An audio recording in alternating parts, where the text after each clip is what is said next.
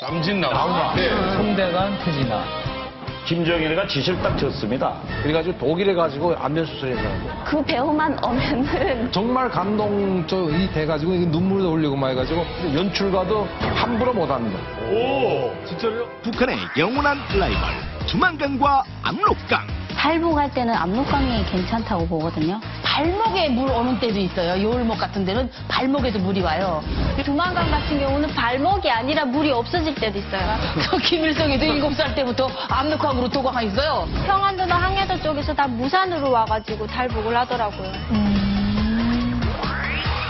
동일로 가는 길목에 함께합니다. 이제 만나러 갑니다. 한 주간의 놀라운 북한 소식을 순위로 알아보는 평양 깔깔깔 함께 보시죠.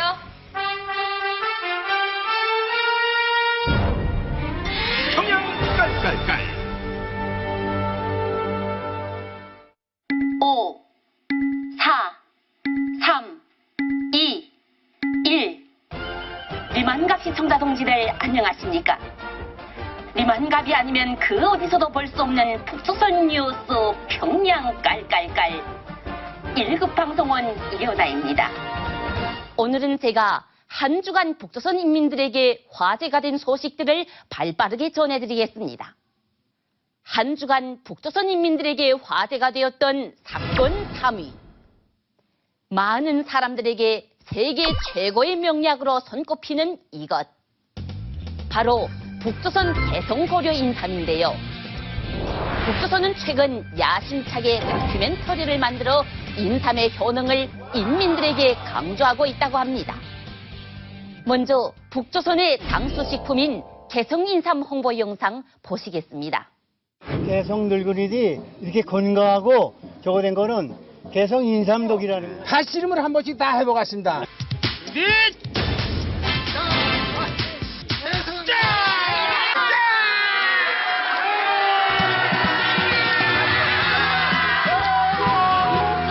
인삼이요 인삼 인삼이요 삼생불로 보야리요 인삼. 우리 개성 노인들이 이렇게 건강한 것은 개성 인삼 덕이다.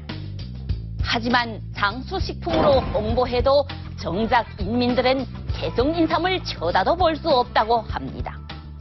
비싼 가격도 가격이지만 개성 인삼은 북조선에서 몇몇 안 되게 수출까지 하는 식품이기 때문이라는데요.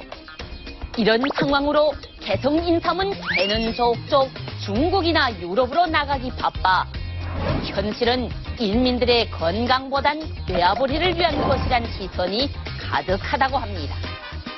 개성 사람도 구경하기 힘든 개성 인삼.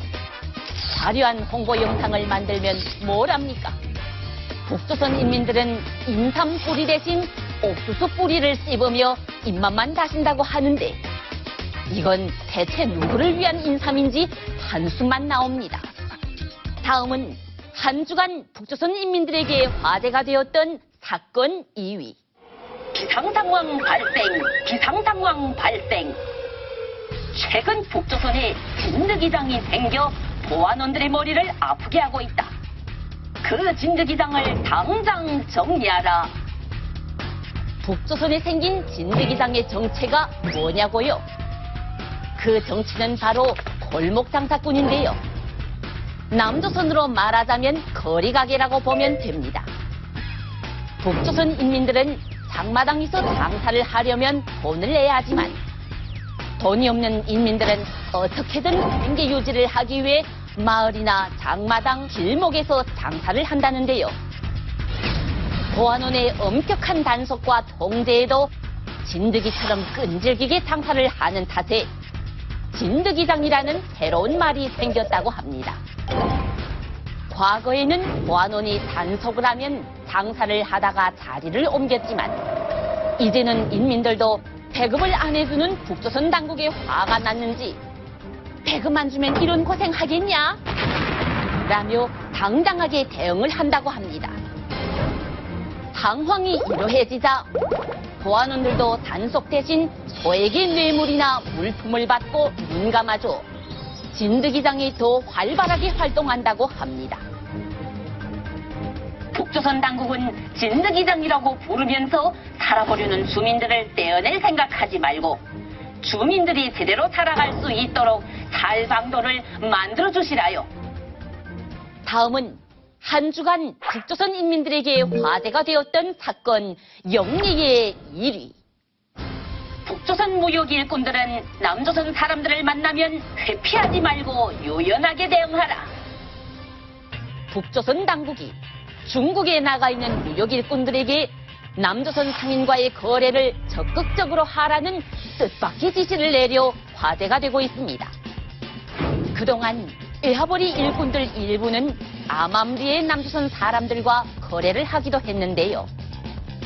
남조선 사람들과 어찌만 스쳐도 엄중한 처벌을 받기 때문에 목숨을 걸고 거래를 해야 했습니다. 그렇다면 북조선 당국의 지시는 외화벌이 일꾼들에게 정말 희소식인 걸까요? 어림없는 소리입니다. 북조선 외화벌이 일꾼들은 오히려 더 몸을 사리며 주변의 눈치를 살피고 있다는데요. 과거 해남사업 부서에서 일한 많은 간부들이 남조선과 거래하다가 숙청된 사실이 있기 때문에 북조선 당국의 공식적인 지시라도 외화벌이 일꾼들은 오히려 감시의 덫은 아닐까 눈치를 살필 수밖에 없다고 합니다. 북조선 인민들에게 화제가 되었던 사건을 모아 전해드린 평양 깔깔깔. 다음 주에도 여러분에게 더욱 발빠른 소식을 가지고 찾아오겠습니다.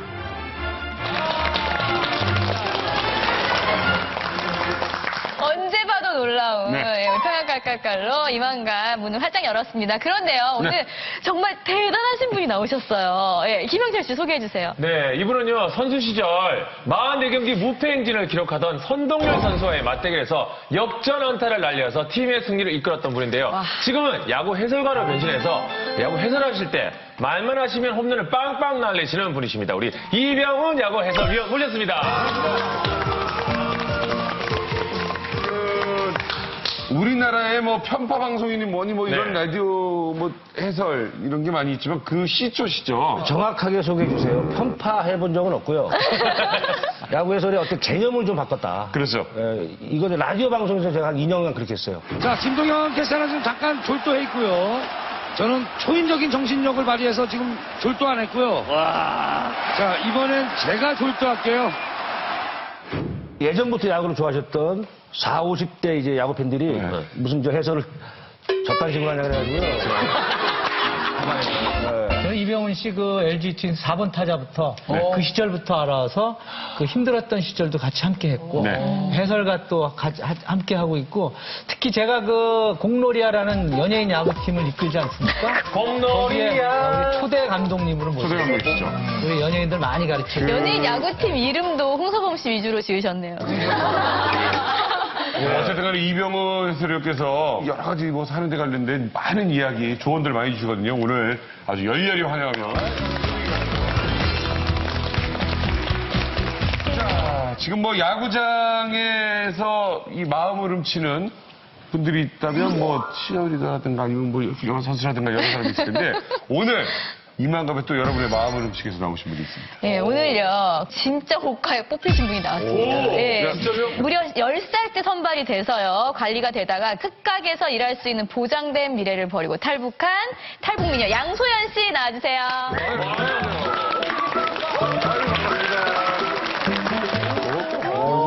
양소연 씨 나와주세요.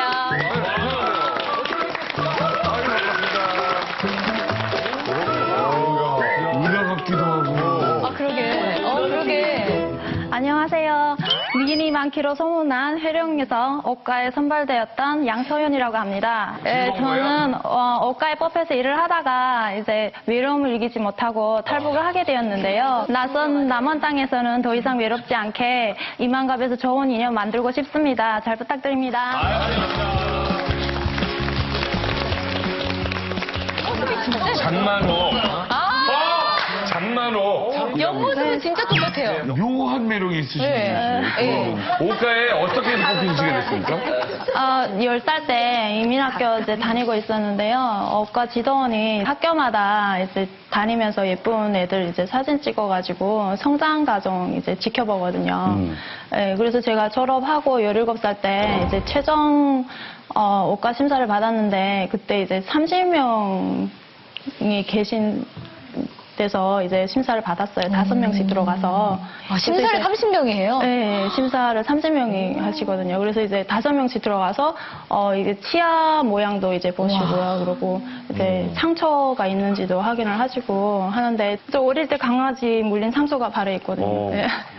네, 그래서 당연히 떨어지겠구나 했는데 이제 선발이 돼가지고, 그래서 이제 평양 지도원이 내려오셔가지고 이제 몸간수 잘하라고. 미스 코리아 같네. 옷가는 우리가 많이 주제도 다루고 했는데 북한 미녀들이 정말 선호하는 것 중에 하나잖아요. 네. 근데 딱 뽑히면 어때요? 뭐 그러니까 진짜 미래가 보장된다고 하는데 대우가 진짜 좋아요? 저는 이제 어릴 때 뽑혔는데요. 이제 어릴 때 뽑혔을 때는 이제 일단 학교 농촌동원 같은 거는 이제 많이 빼줬어요. 그 이유가 몸에 상처가 나거나 피부가 상하면 안 되니까. 그렇죠. 이제 막 햇빛 많이 학교에 직접 이제 얘기를 해주시거든요. 빼라고. 특혜를 받는구나. 궁금한 게요. 네. 당국에서도 그런 보호를 하고 막 운동도 하지 말라고 그러고 막 이렇게 위험한 거 하지 말라고 보호를 하잖아요.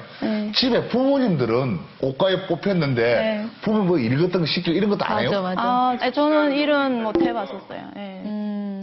그래서 옷가에 어느 정도? 이제 최종 이제 심사가 끝나고 그러고 이제 저는 이제 해령 책임비서별장에서 일을 했거든요. 이제 한국으로 치면은 시당 정도의 그 별장에서 일을 했는데 제가 이제 딱 처음 갔을 때 그 시설을 보고 너무 깜짝 놀랐어요. 그러니까 저희는 이제 북한은 이제 온돌방이거든요. 보통 그런 생활을 하는데 그 별장은 이제 호텔식으로 막 이렇게 침대도 있고 스팀 사우나도 있고 찜질방도 있고 그리고 요리사들이 다 따로 계세요. 책임비서 별장인데. 네. 책임비서 개인 별장에는 각 군 시마다 초대소가 있습니다. 시당, 회령 시당 초대소. 외국 간부들 없는 나라는 그 초대소에 아마 있었을 것 같아요. 북한에서는 개인 별장이면 비밀리에 몰래 하는 별장이어야지 간부가 공개된 별장을 가질 수가 없거든요. 그럼 김일성이랑 똑같아지고 김정일하고 똑같아지는데 큰일 나는 초대소 같은 거 초대소일 겁니다. 지금 생각해보면? 네, 시당 초대소. 음. 그 정도로 어쨌든 선택된 네. 정말 그 사람들만 들어갈 수 있는 근데 신분이 확실하게 그 보장된 네. 그런 일을 하다가 정말 어떻게 보면 목숨 걸고 탈북한 이유가 있을 것 같아요. 별장에서 생활을 하면서 일하는 사람들 빼고는 오는 사람들이 없어요. 그래서 되게 외로움을 많이 느꼈었고, 그러면서 이제 내가 부모님도 만나지 못하고, 되게 부모님도 더 많이 부러웠었고, 그래서 평양에 가기 전에 여기서 나가야 되겠다라는 생각을 했어요. 그래서 마음을 먹고 나갔는데. 부모님한테 다시 돌아가서 같이 살고 싶었지만 이제 제가 없어졌다는 이제 그걸 알게 되고 그리고 이제 국경에 군대들을 다 풀어가지고 이제 군대를? 그리고 저희 뭐 가족이나 이제 저희 친구들 집에까지 새벽에도 막 찾아가서 이렇게 다 검사하고 탈영병처럼 되고라. 집에 돌아갈 수 없게 되었어요. 그냥 솔직하게 나 그만하고 싶다고 말하면 안 되나 봐요? 안 돼요. 그러면은 이게 일반 분들이 예를 들어서 뭐 사라진 것하고 옷과 출신이 사라진 것하고는 좀 이렇게 차원이 다르게 조사하는 그리고 거예요. 제가 책임비서 별장에서 일을 했었기 때문에 아는 게 많으니까. 정말 외롭고 심심해서 나왔는데 나오니까 이게 다 해결이 됐나요? 해결이라기보다는 사고를 크게 쳤다라는 생각이 들었어요. 그치. 부모님도 다시 위험해지시고. 돌아갈 수도 없었고 볼 수도 없었고. 그럼 어디를 통해서 탈북하셨어요? 두만강으로 만났어요. 두만강? 아이고, 고생했네요. 자, 새로운 친구가 이렇게 왔습니다. 우리 양소연 씨. 네. 환영합니다. 네, 이만갑이 아니면 어쩌도 들을 수 없는 생생한 북한 이야기. 오늘의 주제 공개해주세요. 북한을 뒤흔든 세기의 라이벌. 세계에서 가장 비밀스러운 곳인 북한의 은밀하고도 놀라운 그 라이벌들을 공개한다고 합니다. 기대해 주셔서 좋을 것 같습니다. 라이벌은 뭐 예를 들어 뭐 남진? 남진 나오는데 그 조용필 조용필 라이벌은 거의 없었고요. 홍수범 잠깐 씨였나요? 제가 한번 했던 적이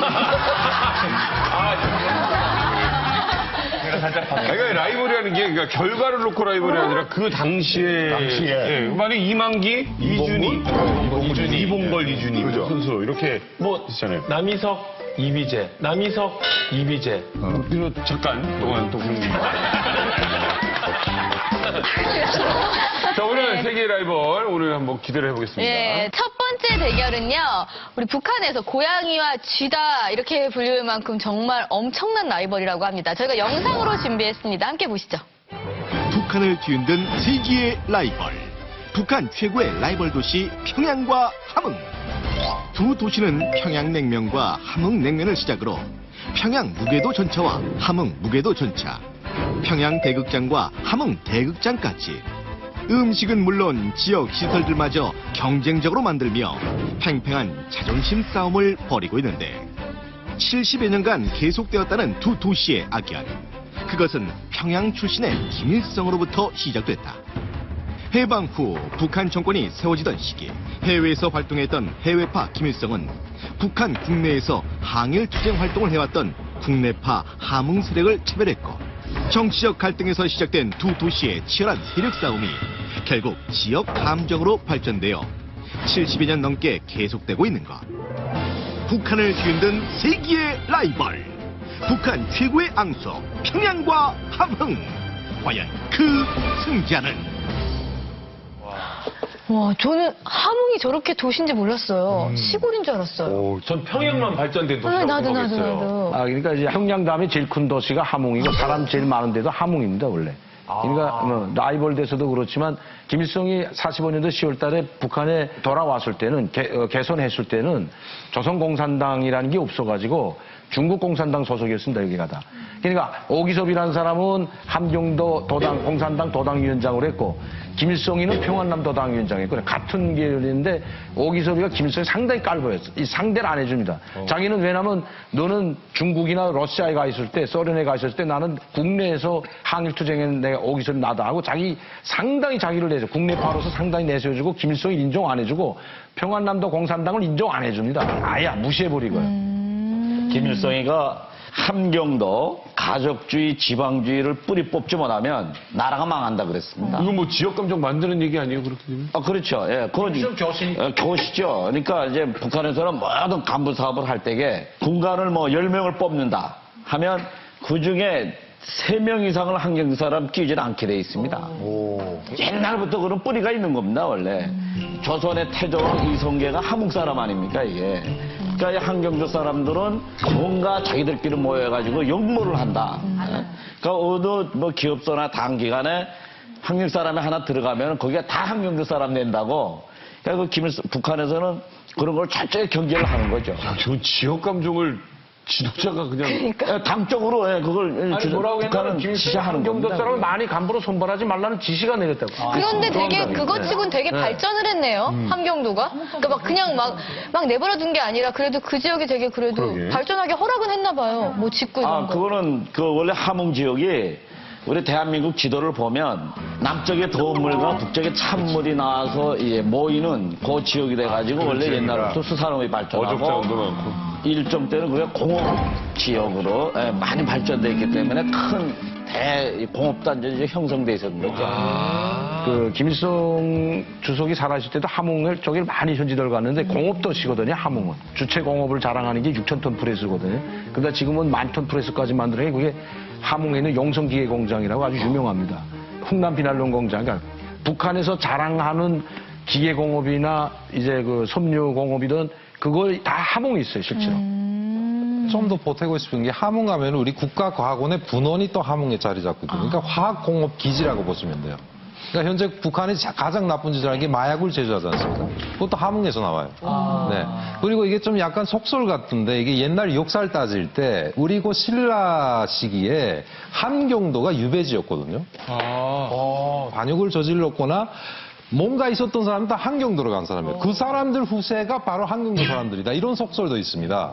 이거 함경도 지역은 일정 시기에도 거기서 이자도 흉남항도 되게 크거든요.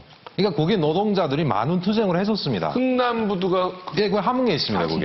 네. 국제시장 영화에 그렇죠, 나오던 그렇죠. 예, 예. 철수하던 곳이 바로 네.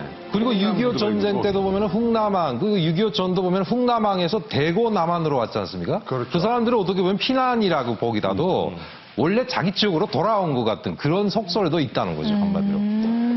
네, 김일성 시대의 그런 어떤 여러 가지 뭐 상황들, 정치적 구도, 이런 거는 서로 뭐 지역이 그렇다 한다 치더라도 지역 주민들 간에도 그런 약간의 뭐 어떤 지역 감정들이 있는 거예요? 약간은 정도가 아니고 상당히 심하죠. 평안도나 항해도 사람들은 저 한경도 사람들하고 상당히 결혼도 안 시킵니다. 결혼도 안 시켜요? 네. 하고 이제 이 마을에 저 한경도 사람이 하나 이제 평양 이제 마을에 들어온다 그러면은 왕따 당하는 거죠. 아, 한경도 사람 들어왔다. 그러니까 그게 신의주랑 한경도도 있는 거예요? 아니면 신의주랑 예를 들어 뭐 평양도 있고 이럴 수 있는 거예요? 아니면 그러니까 아래쪽에 아예 다른 문제예요? 그러니까 평안도, 항해도 이쪽하고 이쪽 함경도, 양강도, 장항도 사람들하고 웬만해서는 잘 섞이질 않죠. 아, 동서간에 갈라져 있구나. 네, 예. 저희 동네는 인제같이 앞쪽에서 온 그런 분들이 있으면 아줌마들이 수다에도 끼어 앉아요. 오히려 또 함흥내에 있는 사람은? 네, 함흥 내에서는 앞쪽에서 오는 분들은 수다에 끼어도 안 주고 작게 얘기해서는 그렇고 크게 얘기하면 군대에서 와도 군대에서도 왕따 당한다고 그러더라고요. 한국도 어머니들이 아들이 군대를 갈 때 이제 배치를 받잖아요. 예를 들면 배치 받은 곳이 평안도나 항해도다 그러면 엄마가 제일 먼저 당부하는 게 몸 건강히 잘 다녀라 이 말이 아니라 가서 10년 동안 공부하는 동안 제발 그 항해도 평안도에서 제발 데리고 오지 말라고. 아니, 제발 이거 진짜. 싫어해? 아니, 이거 혹시라도 그 지역분들이 들으면 서운해할까봐. 아니 똑같아요. 원래 다 그렇게 돼 있어. 어렸을 때 왔던 아라 씨도 알아요, 이 얘기를? 평안도 사람들은 일하기가 싫어하고 그리고 좀 게을러요. 내숭이 많고 말할 때도 막 엄청 간사해요 좀. 그래서 함경도 사람들이 엄청 싫어해요. 그 이제 함경도 쪽의 사람들이 방학 되면 어린애들이 놀러 와요. 그때만 해도 평양에서 콩사탕하고 그 팔자형으로 생긴 오뚜기 과자라고 있었어요. 네. 애들이 들고 다니면 그 함흥 애들이 어떻게 붙어서인지 그 아빠도 애들 그거 다 뺏어 먹어요. 저희 무산 쪽에는 그 황해도나 평안도에서 군인들이 오거든요. 그래서 시집을 가요. 그러면 여자들이 거기 가서 시어머니들한테 엄청 구박받아요. 왜냐면 황해도, 평안도 여기 어머니들은 함경도 여자들은 정말 세고 드세고 남편 완전 잡는다고 이런 이미지가 있거든요. 이게 방송에 나가도 된다는 거예요? 이거 지금 저희는 냉면 국물이냐 비빔이냐 뭐 이거 생각했더니 물냉면 정도가 아니라 이건 아예 대놓고 얘기를 하시니까 좀 너무 놀랐어요. 북한은요, 이게 한국 같은 경우는 뭐 정치적인 문제라든지 뭐 여러 가지 문제들 때문에 지역 감정이 되게 세고 언론에서도 많이 뭐 노출하고 그러잖아요. 근데 북한 같은 경우는 그런 문제가 없기 때문에 그렇게 뭐 여기 사람들이 생각하는 것처럼 이게 큰 문제구나 함부로 말하면 안 되구나 이게 아니고 막 자유자재로 저 띵해도 뭐 저 평안도 저 뭐 함경도 이러면서 서로 막 흉봐도 그게 크게 문제되진 않아요. 공평하게 말씀드리는데 저는 그렇게 반대해도 함흥 여자하고 결혼했거든요, 사실은. 근데 왜냐면 이런 남편은 최고로 잘해줘요. 이 함흥 여자들이. 시부모는 잘 안 해줘도 자기 남편한테도 그리고 생활력이 강합니다, 실제로. 예, 그리고 우리 개성 쪽에서 그 군부대 가족들 시집 오는 아줌마들 보면 한남도 쪽에서 많이 와요. 한남도 한복도 여자들이 나오는데 딱 식사만 끝나면 멍땅하게 다라에다가 그릇을 이고 나가서 반짝반짝하게 닦아갖고 들어와요. 그래서 함흥 여자들이 살림잘하고 깨끗하고 부지런한 건 그쪽에서도 다 알아줘요. 평안도 여자들도 장점이 있긴 있더라고요. 저희 그 옆에 집에 평안도에서 시집온 아줌마가 있어요. 근데 이 아줌마의 장점은 뭐냐면은요. 아무리 먹을 게 없고 해도 너무 태평스러워요. 네, 그 아주머니 이렇게 성격을 그대로 우리가 보면은 너무 편안해 보이거든요. 근데 그 편안한 성격 때문에 그런지 또 먹을 게 또 편안하게 있으면 또 생기더라고요. 우리 엄마 같은 경우는 뭐가 한 끼만 떨어진다 뭐 이러면 막 안절부터 어쩌니 막 이러고 머리 싸지고 이러고 있는데 이 점이 섞어놨으면 좋겠다는 생각이 들더라고요. 또 하나 있는데요. 북한 사람들이 남전여비 사상이 가득하잖아요. 그러니까 여자를 좀 하늘 취급하는 남자들이 그러니까 예전에는 좀 있었어요. 근데 있는데 저희 옆집에 그때도 평양에서 좀 추방되어 온 사람인데 그 부부가 사는 거 보고 깜짝 놀랐어요. 서로 존칭어를 쓰는 건 전 북한에서 살면서 처음 봤거든요. 근데 그 사람들이 평양에서 온 사람이고 그리고 그 옆집 사람들은 맨날 싸우느라고 가구 부수고 여자가 막 맨발로 우리 집에 막 남편이 때린다고 쫓아오는데 그 아주머니는 여자는 연약하기 때문에 남편이 보호해줘야 되는 거라고 불러서 얘기해주는 거예요. 그래? 저희가 현역 때도 운동을 하다 보니까 경상도 팀과 전라도 팀이 경기라면 지역 감정 싸움이 분명히 있거든요.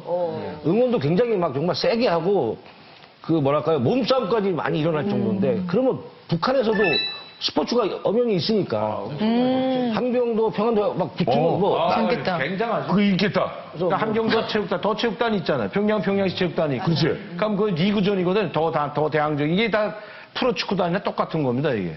그러면 어느 굉장하죠. 완전히 뭐 엄청나겠는데요? 예. 아 근데 재미난 게 뭐냐면 이제 좀 지역 감정은 있는데요. 일단 그 리그전을 해서 예선으로 쭉 올라가잖아요. 그러니까 올라갈 땐 치열합니다. 그러니까 결승은 거의 평양하고 붙거든요. 그 평양하고 붙을 때는 일체 다 지방 사람을 또 응원해요. 그러니까 전국적으로 또 평양에 대한 시기 질투가 또 있기 때문에 북한은 그런 내수성도 있다는 거죠. 평양 대 나머지. 하고 그 기후나 모든 환경을 놓고 볼 때 그좀 추운 지역이잖아요. 그러니까 추운 지역 사람들은 부지런한 것도 있고 생활력이 강할 수밖에 없습니다. 그리고 함흥 사람들은 뭔가 하면 통이 커요. 네, 그래서 대국장도 크고 전차도 있고요. 무게도 전차라고 해서 평양에만 다니는 전차가 전국 지역의 총진이나 몇 개 도시밖에 안 다니거든요. 평양에 생기니까 함흥에서도 생긴 거예요? 그렇죠. 평양이 1차지요. 네, 그다음에 함흥이. 근데 예전에 일종 시기에 이게 그 일본식으로 약간 다녔던 흔적도 있어요. 이거는. 평양 욕전을 아마 보시면 아시지만 두 번째로 가장 큰 욕전이 함흥에 있습니다. 함흥 욕전이 대규모로 크게 만들어놨고 이제 보시다시피 대국장도 평양 대국장의 함흥 대국장이 엄청나게 큽니다. 제일 라이벌은 뭐냐면 뭐 대국장도 라이벌이지만 제가 봐서는 평양에 옥류관이 있는 걸 상당히 부러워했어요. 이 함흥. 그래서 함흥에 신흥관 생긴 지가 오래되지 않았습니다. 그게 아마 80년대 초에 생겼을 거예요. 그게 신흥관을 어마어마하게 옥류관하고 똑같이 지어놨다. 너무 비슷해요. 네. 진짜 비슷하다. 근데 저는 이게 제일 궁금한 게 함흥냉면과 평양냉면이 어떻게 다른지 제가 알고 있는 게 맞는지 우리나라에서 물냉면을 평양냉면이라고 그러고 비빔냉면을 함흥냉면이라고 그러는데 맞습니까? 아니 북한에서는 함흥냉면이라고 안 그런다지. 농마국수라고 하지. 신흥관에 가도 함흥냉면이라고 표말이 없어요. 농마국수. 평양은 메밀국수 그냥 냉면.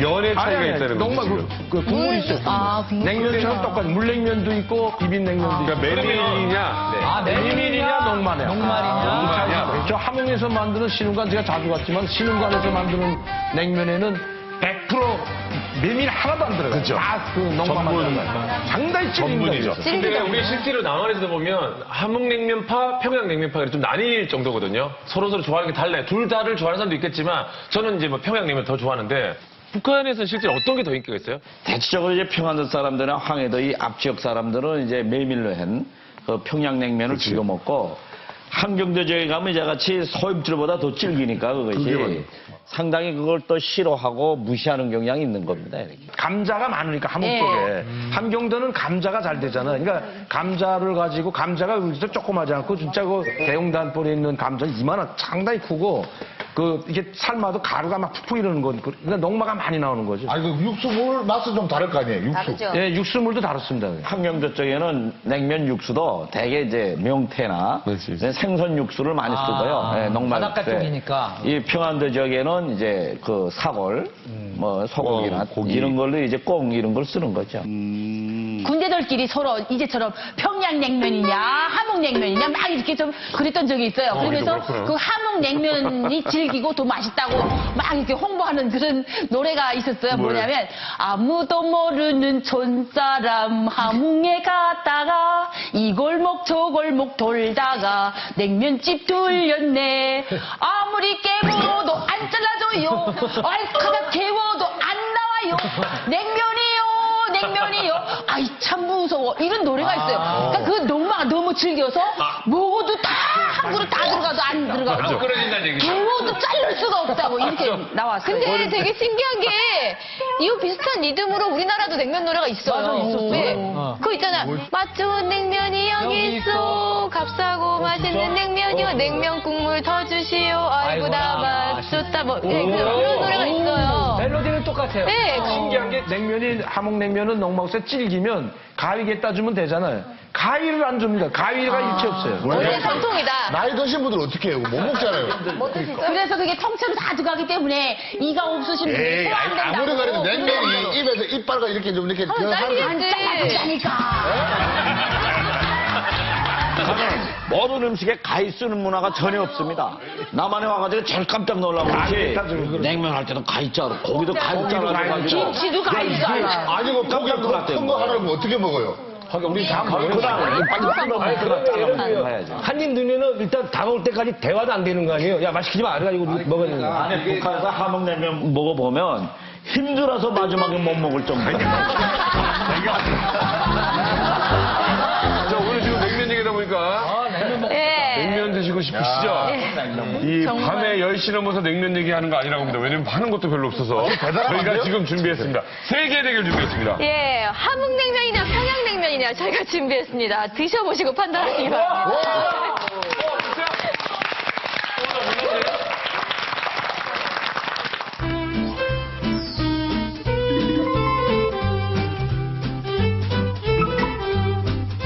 아니 지금 너무 냉면 맛있게 생겼잖아요. 지금 육수가 예, 순실영님이 평양이시잖아요. 어떻게 먹는 게 맛있게 먹는 건지. 그냥 그러면 육수가 기본 생명이죠. 육수. 네. 육수에다 한 젓갈 푹 말아서. 찍어서. 일단 저희가 시청자 여러분 죄송합니다만은 아직까지 이 방송 기술이 맛을 전달해 드릴 수가 없어서 저희가 먼저 먹어보도록 하겠습니다. 지금. 평양냉면부터 다들 맛을 보시고. 예. 그냥 우리 국수 같은데, 이게? 만들어 먹어야 돼. 국물 육수 맛을 봐야 돼. 그 매니아 중에는 이제 면에다가 식초를 뿌리는 사람들이 있어요. 면에다가 식초. 어떤 맛이에요? 좀 심더라. 시원해요. 진짜 맛있다. 오. 아, 이거 국물 담백하게 만들었네. 국물도요? 그러니까 이게 국물이 메밀국수니까 이제 메밀이고 이건 메밀이고. 오히려 국물 없어요. 지금 이렇게 먹는 거는 양념 없이 먹을 때는 훨씬 낫죠. 아, 근데 저는요.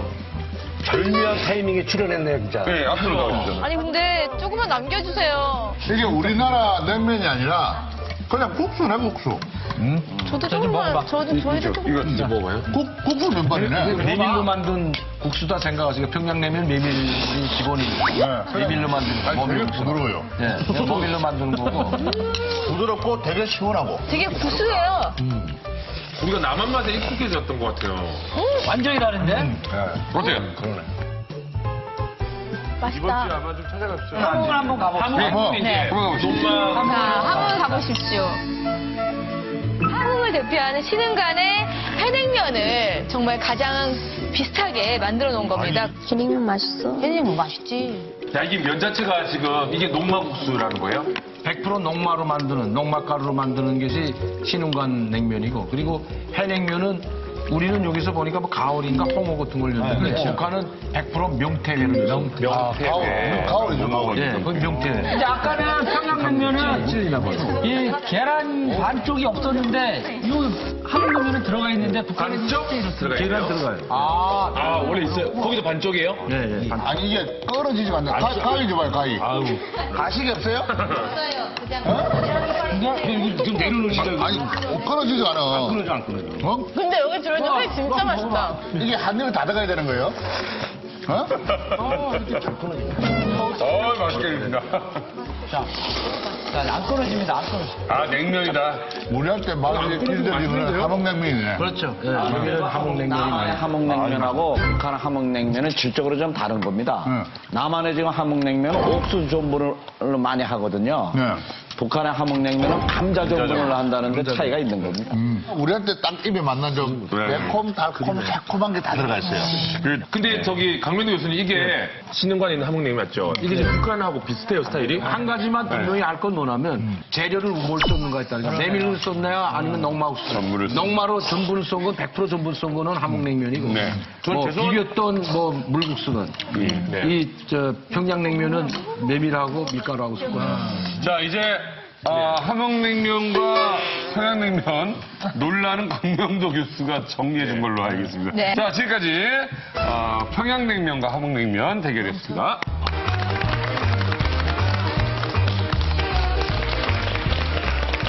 아니 지금 북한을 뒤흔든 세계의 라이벌 두 번째는요. 북한에서 정말 엄청난 존재로 여기는 두 라이벌이라고 합니다. 2라운드 주제 공개해주세요.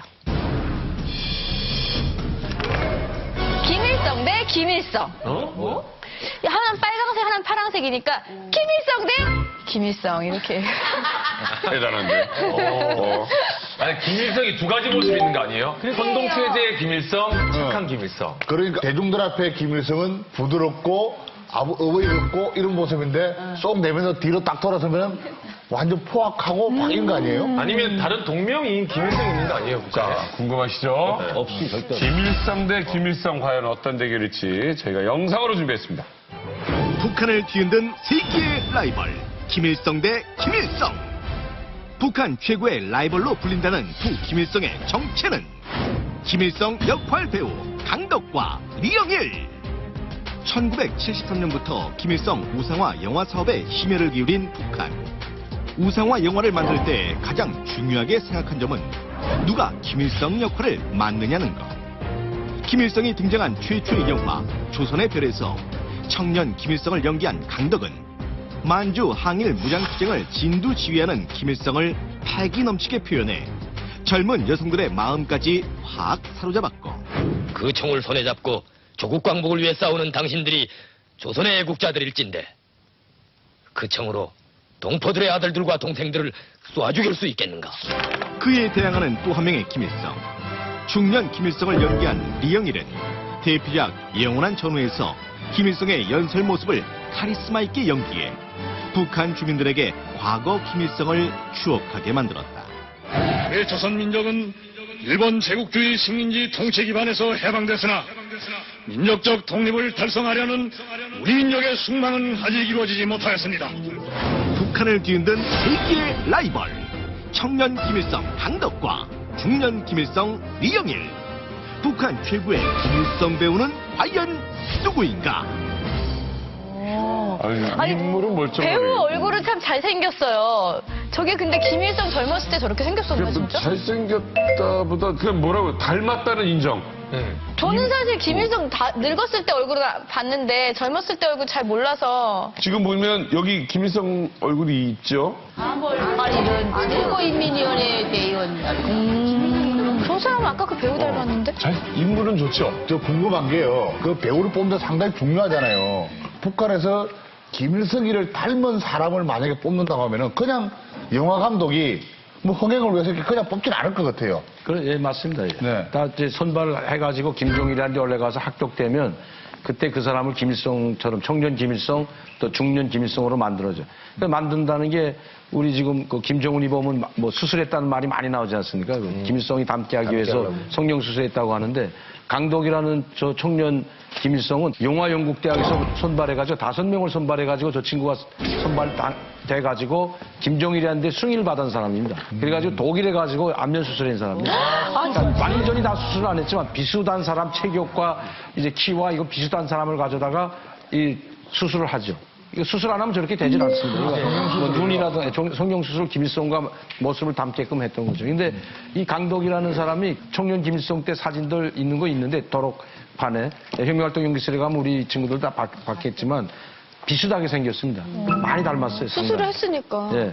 그리고 이용일이라는 그 사람은 중년 사람으로서 또 뽑아가지고 아무리 젊은 사람을 아무리 분장을 해도 늙게 만들면 어색하거든요, 그게. 그러니까 그 나이대에 맞게 김일성 개선해가지고 나오는 모습도 민족과 운명에서 나오는 그 김일성이 있고 그 이제 장군복 입었던 사람은 그 숭례기치 따라해서 나오는 연극 배우 이제 김일성인데 중년 그 배우를 가져다 쓴 겁니다, 그게는. 그분도 그러니까 딱 2명밖에 없어요. 둘 다 수술을 시킨 거예요?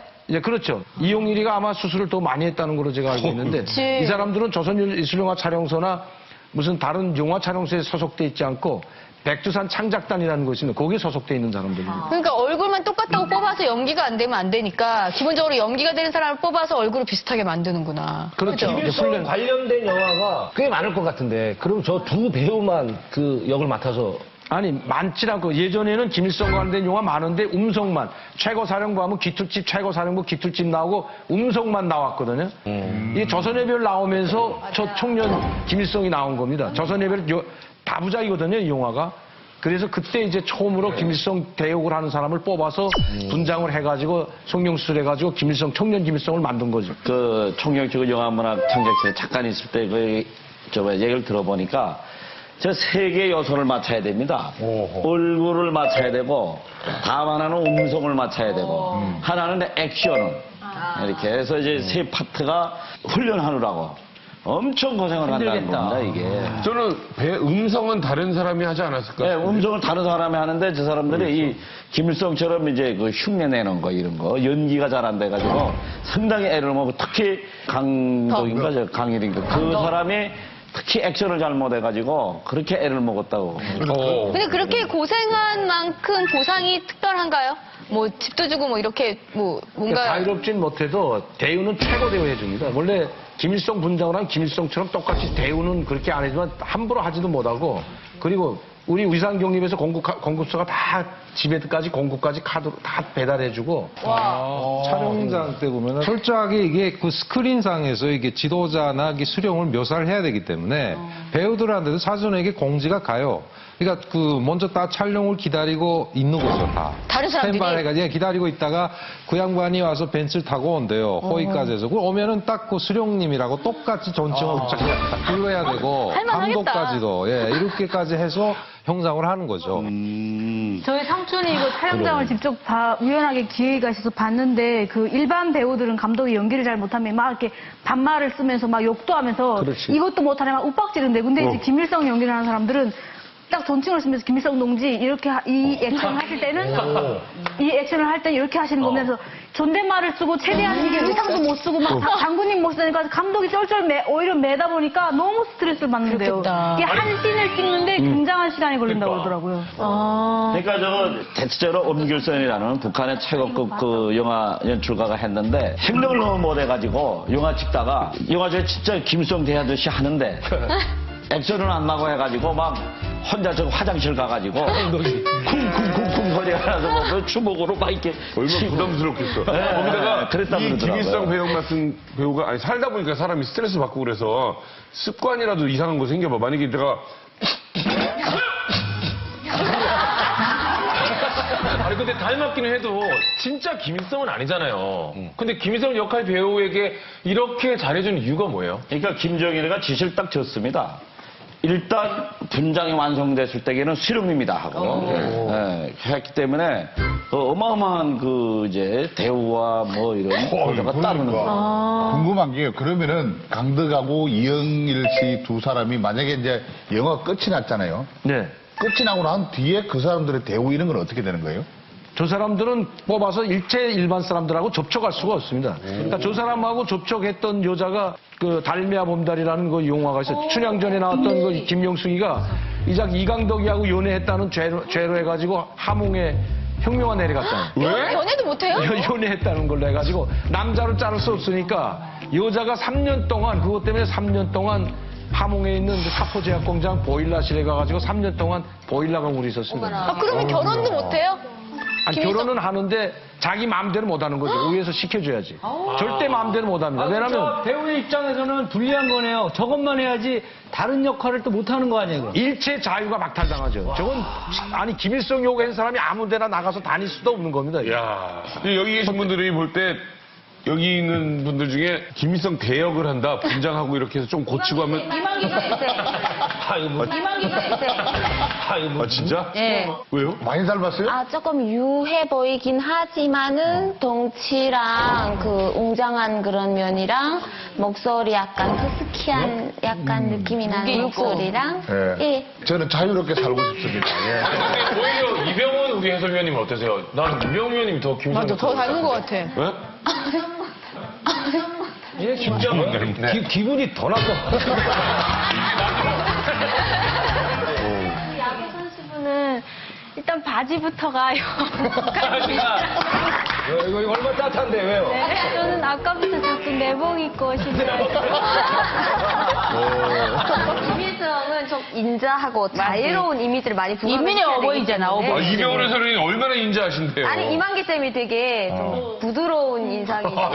오늘 왜 이렇게 인기남이야, 인기남. 왜 이렇게 좋지? 오늘 전부 회식합시다.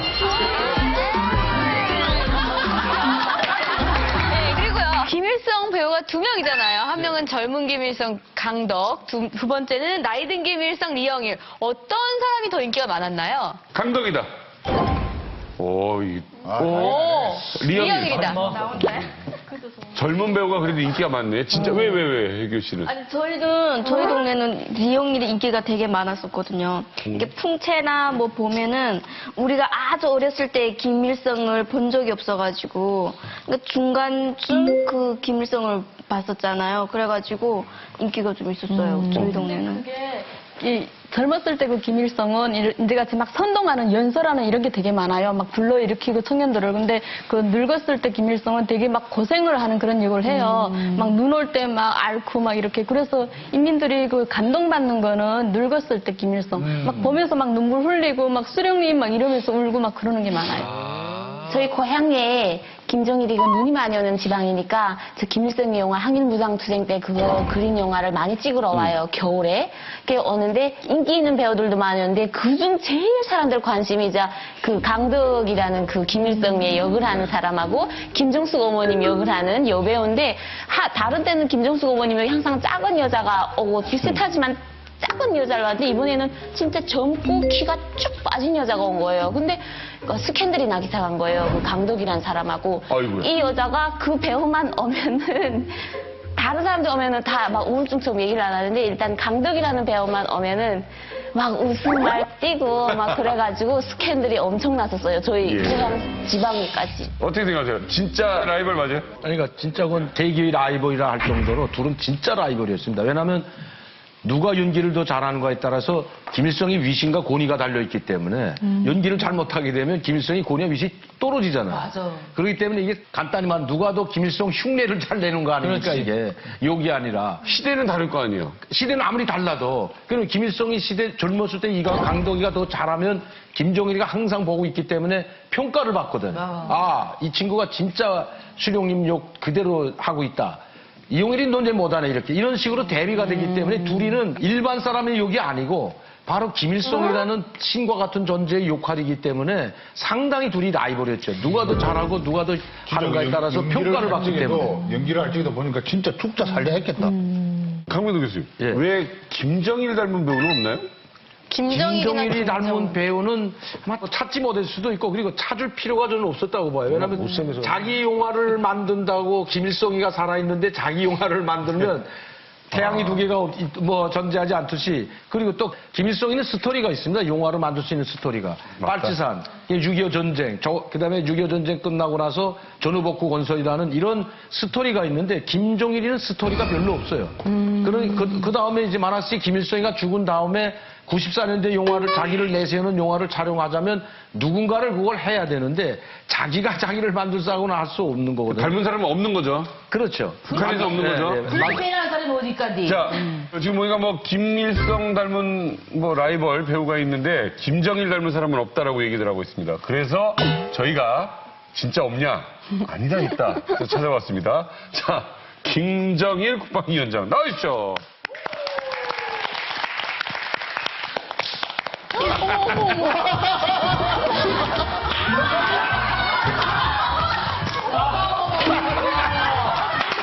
똑같아. 어머.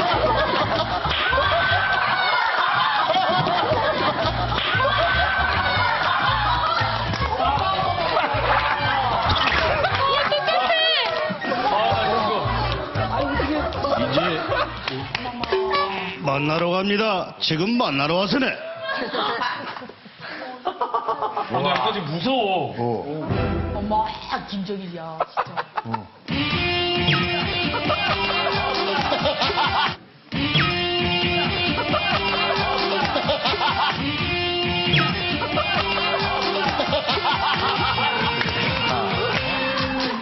내 연세가 어때서고 말이게.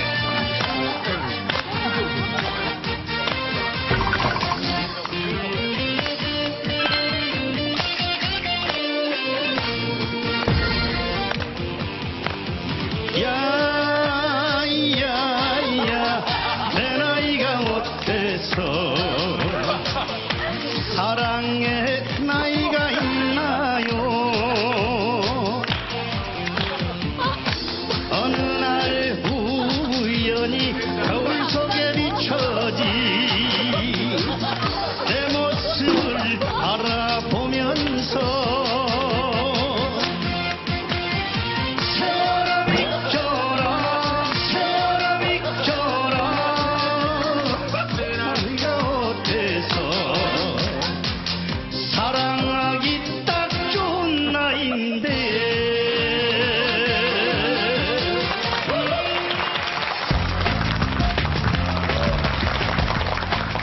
아, 저는 좀 무서워요. 왜? 아니, 계속 여기서 맨날 욕했잖아요. 근데 갑자기 나오는데 너무 똑같으니까 좀 약간 심장이 좀 두근두근거려요. 길인데 말이야. 너무나 예뻐가지고 눈이 부셔서 나 선글라스를 끼워야 되겠어. 알겠어. 선글라스 끼부터 아니, 걸음걸이도 비슷해. 안경 얹어주시고. 물건 잘 챙기시고. 똑같아. 어차피, 아유.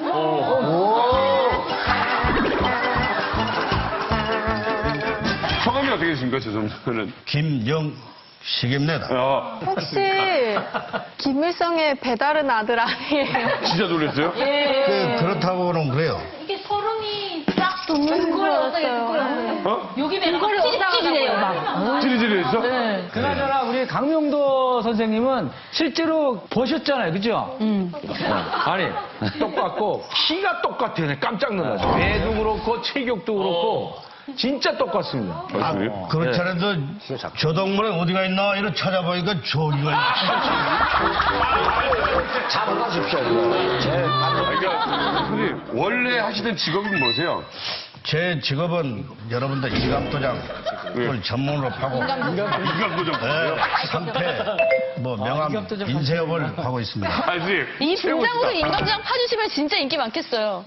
동네 사람들이 거의 다 알아보고 제가 거리채 밤에 가면은 거기 종업원들이 깜짝 놀라가지고 까무라치요. 그래서 제발 좀 밤에 좀 오지 말라고 제가 당부를. 아니 근데 평상시에 다니실 때 옷 복장을 그렇게 하고 다니세요? 이제 행사가 가끔 있죠.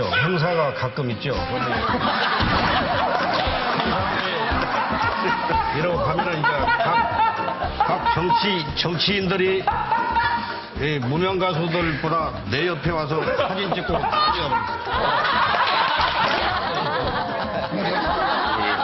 마지막으로 그냥 말투로 사모님이나 자녀분들에게 한 말씀 있으면 하세요. 그래. 우리 자녀들은 이 김정일 위원장 역을 한다 하니까 벌벌 떨고 무서워서 왜 그런 역을 하냐고 자꾸 방해를 부르는데 그래서 그 위험을 무릅쓰고도 이렇게 김정일 위원장 역을 하면서 전 세계 방송국 다 나가고 우리나라에서 각 CF 광고 여러 방송에서 아주 출연하고 있습니다. 여러분 반갑고 고맙고 우리 이제 만나러 갑니다. 영광이시다.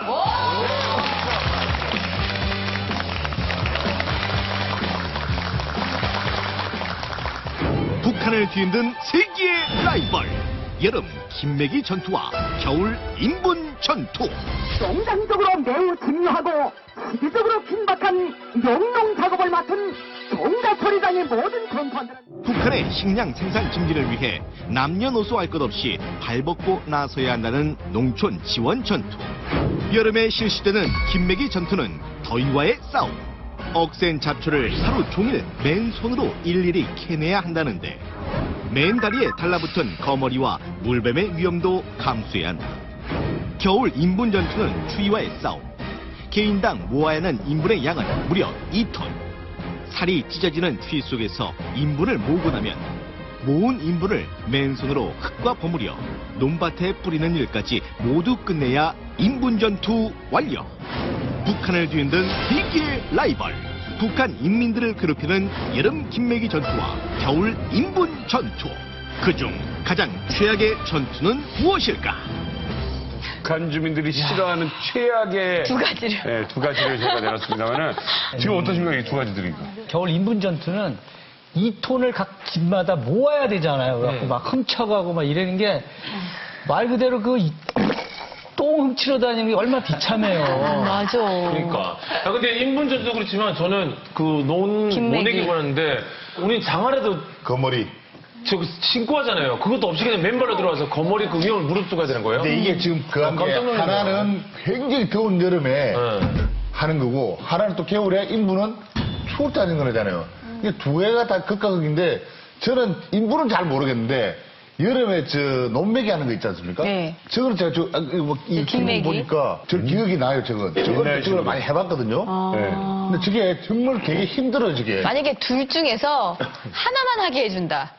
선택적으로. 없어요. 만약에. 여름에는 반팔을 입고 긴매잖아요. 그러면 강냉이 잎이나 풀잎에 여기가 다 쓸린단 말이에요.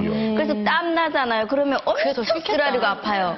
근데 겨울에는 살이 찢어지는 그 추위 때문에 또 힘들고 어느 게 진짜 박빙이에요. 근데 인분 전투는 둘 중에 하나 되면 둘 중에 하나요? 둘 중에 저는 겨울.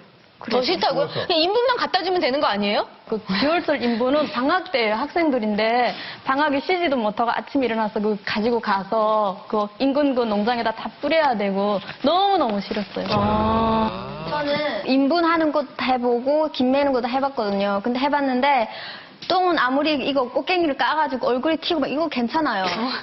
얼굴에 튀어? 아 이건 그래도 괜찮아요. 괜찮은데 여름에 정말 삼복 제일 더울 때 있잖아요. 더 싫을 것 같아. 그때는 제가 키도 작았었는데 저보다 더 큰 그런 풀들을 배워야 되니까 어린 그게 나이에도. 힘들었어요. 그리고 1인당 또 10일이면 10일 안에 3,000평이라는 그걸 할당량이 있어요. 그걸 무조건 10일 안에 완성해야 되고요. 안 되면 정말 예, 이제 또 이런 범에 보면 모내기를 직접 이렇게 모를 다 떠가지고 일일이 손으로 다 떠가지고 모를 꼽아요.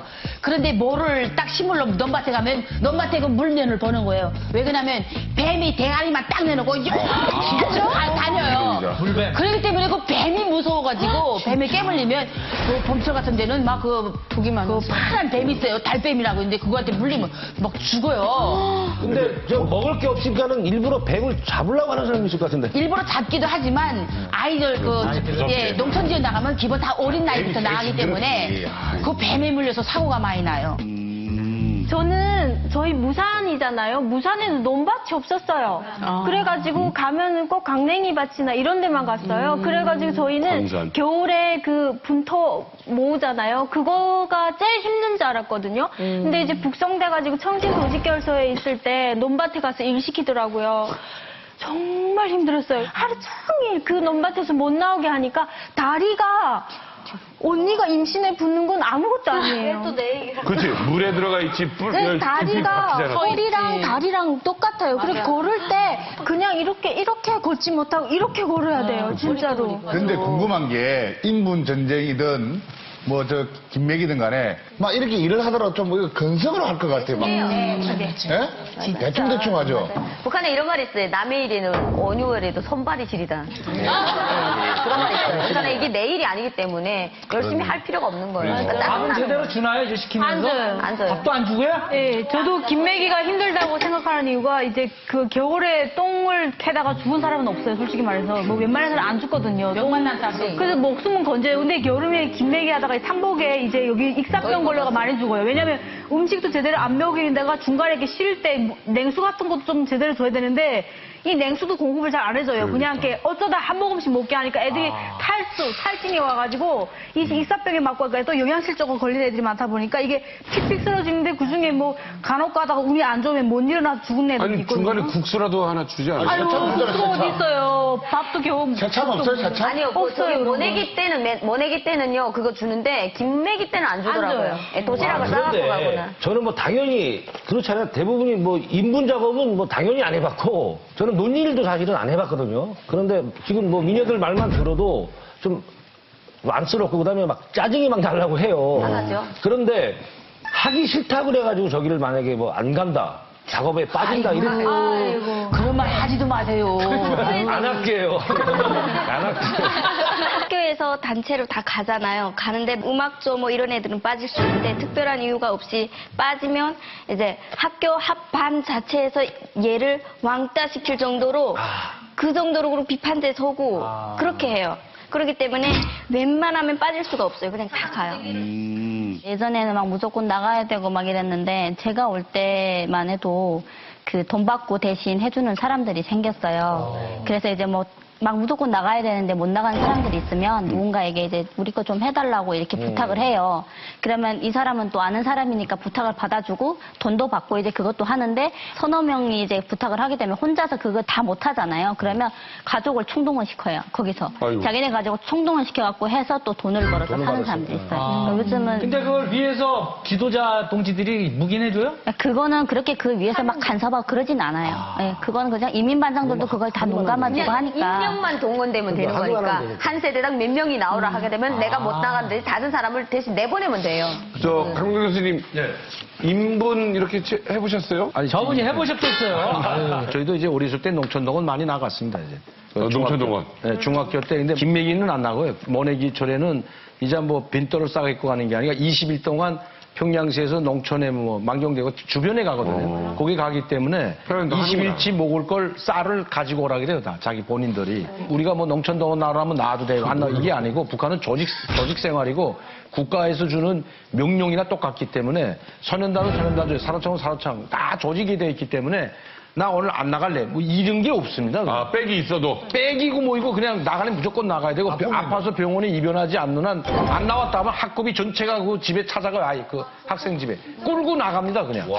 안 나갈 수가 없어요. 아니 그럼 여기 양수연 양은 대단한 거네. 그거 안 간 게요. 저는 막 가고 싶었거든요. 왜 오히려. 애들이랑 같이 어울리고 싶고 이제 그치, 그런데 좀 미안하고. 네, 그냥 이게 빠져버리니까 그래서 되게 질투도 많이 그리고 했었고. 가서 은근히 재밌었다는 얘기도 하더라고요. 저 네, 여기 어릴 이만큼 때는 친구들하고 얘기하니까. 재밌을 것 같아요. 근데 이런 친구들은요 못 갔잖아요. 자기는 그냥 위에서 가지 말라 해서 못 갔지만은요 눈치를 봐요. 미안하니까 계속 말을 거는데 야 힘들었지 하게 되면 그렇지 자꾸 힘들지 않고 이러고 짜증내거든요. 당연히 자연스럽게 왕따가 돼요. 농촌동원 갈 때면 꼭 기타를 챙겨가요. 그래서 가면 저녁마다 이제 북한 우동불이라고 하거든요. 그거를 이렇게 피워놓고 거기에 동그랗게 모아 앉아서 거기서 이제 기타 가져간 사람 기타를 쳐요. 그럼 옆에서 막 노래하고 그리고 또 거기 가면 또 좋은 게 있어요. 술을 마실 수가 있어요. 선생님의 묵인하에 병 들고 병채로 막 마실 수도 있거든요. 학생이? 그래서 거기 가서 술도 처음 마셔보고. 그냥 몰래 그러는 거지. 이제 원래 어릴 때. 선생님도 아는데 그냥 묵인하는 거죠. 가을거리 농촌동원에 가면 또 재밌는 게 거기가 연애가 많이 이루어지거든요. 그러니까 밥은 몇 알 없고 거의 감자가 섞어 들어가거든요. 그러면 몇백 명의 밥을 해야 되잖아요. 식당을 책임진 사람이. 그러면 감자를 막 깎아야 되는데 막 두세 명에서 그 많은 감자를 못 깎으니까 좋아하는 남자들이 막 와서 감자 깎아주고. 그러면 밤에 이렇게 뭐 선생님들이나 아니면 애들 먹으라고 뭐 가져오는 집 있지 않을까요? 예, 구린상점 있고 군상이라고 하는데 군상 점장이었는데 자기네 딸이 나가서 고생하는 게 막 안쓰러우니까 그 명태 마른 명태를 자루째 막 몇 자루씩 갖고 와서 이렇게 주고 또 얘는 집에 데려가서 며칠 쉬고 이야. 보내고 그랬었어요. 그러면 선생님도 너는 갔다 예, 와. 갔다 오라 그래요. 그냥. 애들도 뭐라고 안 하지 그거. 그래요. 그런 애가 있으면 우리는 좋아요. 집에 가서 먹을 거만 갖다 놓고 넌 가서 놀아도 우린 좋아요. 그러니까 농촌동원 나가기 전에 그런 비리가 미리 발생해요. 왜냐면 농촌동원 나가면 그 나가는 인원 중에 특혜를 받는 애가 이제 2명 정도 있어요. 그 식사당번조예요. 얘네들은 농사일을 안 하고 주방에서 그 요리하는 걸 도와주는데 이제 그런 걸 선생님한테 미리 이제 담임 선생님한테 학부모가 찾아가가지고 돈이나 어떤 이런 거를 이렇게 매수를 해요. 우리 애들 좀 잘 봐달라 이러면 선생님이 딱 그 2명을 찝어가지고 나중에 전투 가면 이 2명을 식사당번 시키는 거예요. 그럼 얘는 진짜 편하게 먹고 노는 거죠. 아무튼 도찐 개찐인 거죠. 여러분들 그 힘든 거는 이거나 저거나 둘 다 힘든 거라는 거잖아요. 네. 네. 라이벌 전 함께 하고 있습니다. 네. 강명도 교수님의 라이벌이 누구예요? 강명도 교수님 라이벌은 임효선 대표님 아닐까요? 네. 제가 사람 있을 땐 지고 사람 없을 땐 제가 이깁니다. 누가 더 그러면 이쁜 거예요? 알아요. 아니요, 저는 언니. 그러니까 그게 비교할 수가 없는 것 같아요. 솔직하지 않아. 진짜요. 비교할 자, 수가 없어요. 상금 2억. 미스 이만감. 자, 누가 지인이 됐으면 좋겠어요, 아라 씨?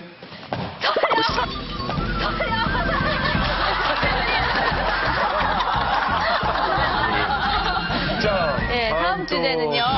예, 우리 여기 계신 탈북 미녀들과 아주 연관이 깊은 주제라고 합니다. 영상 보여주세요.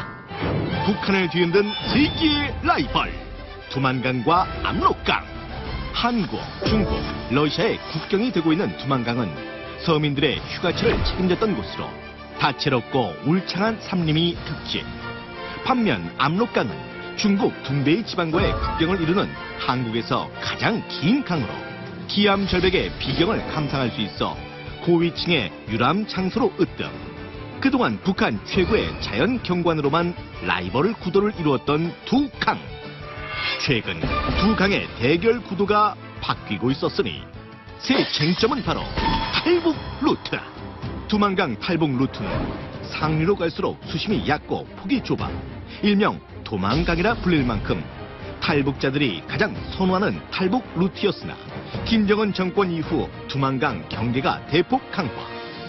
최근 들어 더욱 각광을 받는 탈북 루트는 바로 압록강.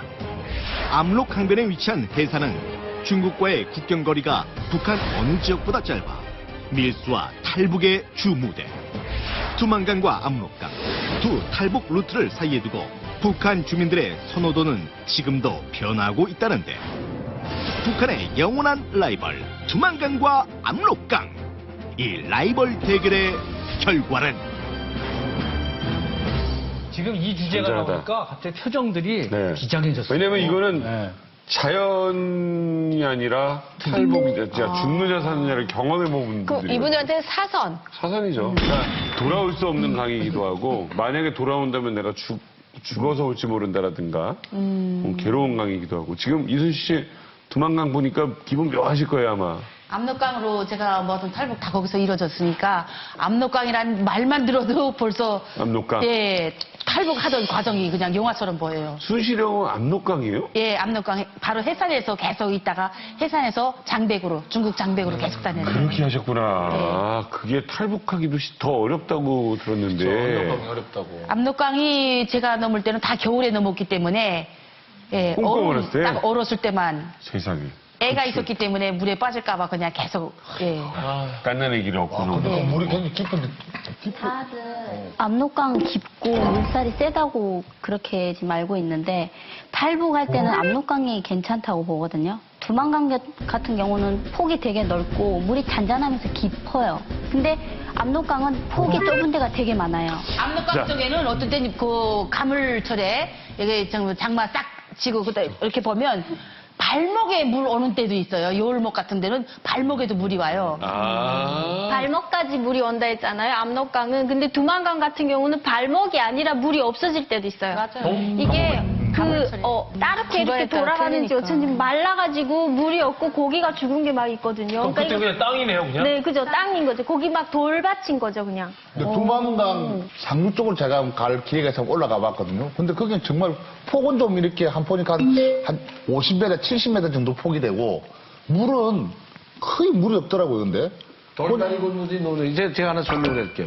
압록강과 두만강 우리가 볼 때 백두산을 정점으로 해서 동해바다로 흘러내리는 건 두만강이고 저 소해바다로 흘러내리는 건 압록강입니다. 그러니까 이 백두산을 정점으로 해가지고 그 백두산 쪽에서 내려올 때는 폭이 개울이에요. 삼장 같은 데 올라가면 돌 놓고 개울 건너듯이 건너가요. 그게 두만강 상류가. 그게 삼장이라는 곳인데 이 삼장에서 조금 더 가면 해산인데 그 해산은 개울은 아니지만 조금 이제 물이 조금 있고 깊진 않아요. 그냥 반 무릎까지 정도밖에 안 옵니다. 아무리 뭐 장마가 와도 그쪽에는 깊진 않습니다. 그 해산 쪽하고 해산 쪽을 지나가지고 압록강 중간이나 하류 쪽으로 내려오면 바다 같아요. 그쪽 엄청 수풍 발전소 온재가 있기 때문에 엄청나게 넓습니다. 거기는. 여기 여기 계신 분들은 지금 대부분 두만강을 통해서 탈북을 많이 하셨는데 네. 일단 뭐 두만강이든 압록강이든 지금 김정은 정권이 되면서 굉장히 경비가 삼엄해지고 있다고 합니다. 그런데 저희가 그 얼마나 삼엄해졌는지 실제 상황 영상을 준비했습니다. 함께 보시죠.